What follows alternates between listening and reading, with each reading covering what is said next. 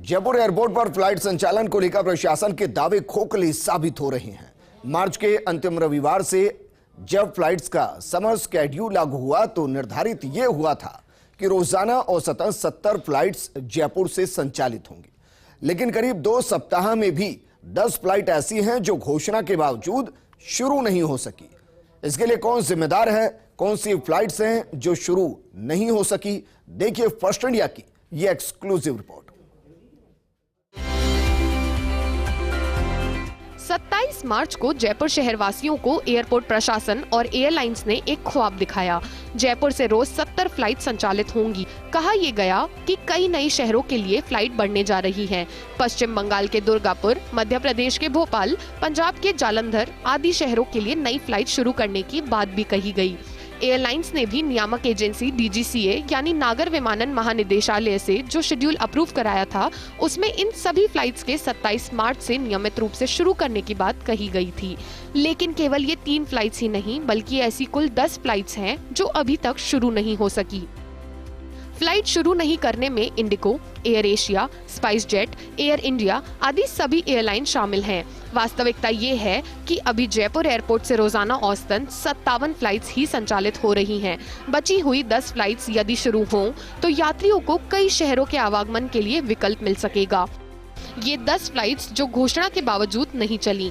Indigo flight 6E2165 Jaipur से सुबह 9 बजे दिल्ली के लिए थी प्रस्तावित। Air India flight 9IA683 Jaipur से सुबह 6:20 पर भोपाल के लिए थी प्रस्तावित।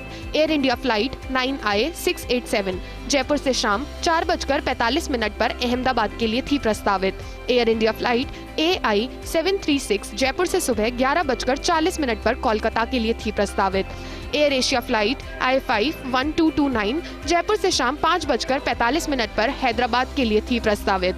Air Asia flight I51531 Jaipur से दोपहर 12:25 पर चेन्नई के लिए थी प्रस्तावित। Spice jet flight SG3257 Jaipur से सुबह 7:20 पर जालंधर के आदमपुर के लिए थी प्रस्तावित। Spice jet flight SG359 Jaipur से दोपहर 12:15 पर कोलकाता के लिए थी प्रस्तावित। Spice jet flight SG427 Jaipur से दोपहर 2:05 पर पश्चिम बंगाल के दुर्गापुर के लिए थी प्रस्तावित।